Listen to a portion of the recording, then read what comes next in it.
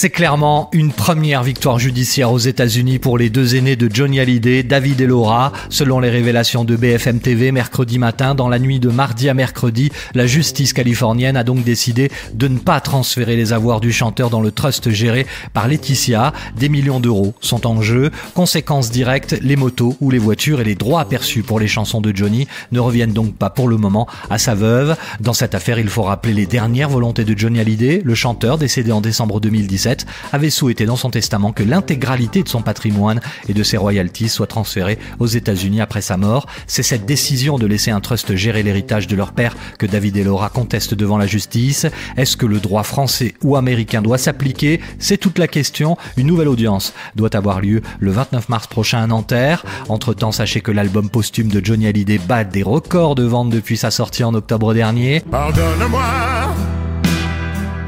si tu rêvais d'un autre moi, d'une autre vie. Chose invraisemblable, à l'image d'une star pas comme les autres, il s'est vendu en 2018 plus d'1,5 million d'exemplaires. Mieux, la vente de cet ultime album du rocker a permis au marché de la musique en France d'être en légère hausse selon le syndicat national de l'édition phonographique, c'est la SNEP. Enfin, plus largement, l'an passé, plus de 2 200 000 exemplaires de sa discographie ont été écoulés, du jamais vu.